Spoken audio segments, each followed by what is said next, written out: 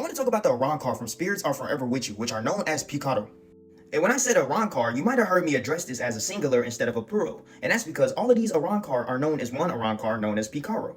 Picaro is actually a group of 200 children like Arrancar who exist as one being. They are all led by the one child with the headphones on who they selected to be their leader. And in the early days of Aizen's Arrancar army, Picaro actually used to be a Espada. However, that was far before Aizen just started receiving stronger Arrancar in general.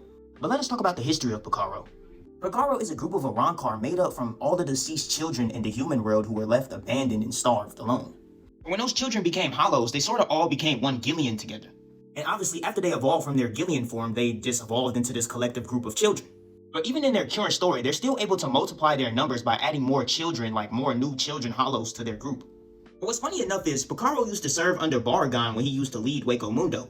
However, Barragan wasn't fond of babysitting, so he pretty much gave them free reign over Hueco Mundo. And when they had that free reign, they were able to travel back and forth between the human world.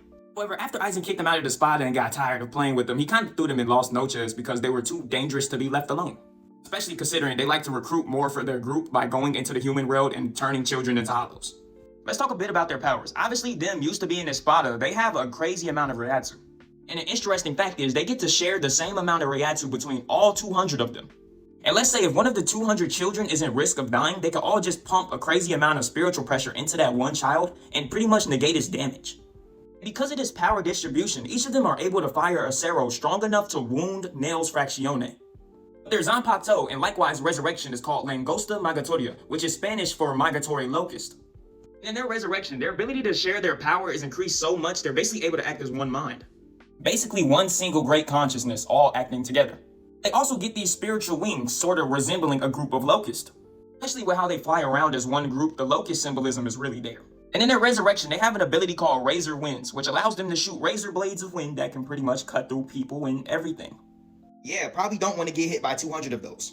Oh, and their special ability is this attack called Chucheria, which I believe is Spanish for candy, which essentially generates a black hole. Yeah, they could just make a black hole. And actually, similarly to Quincy's, it sucks in all Reiatsu.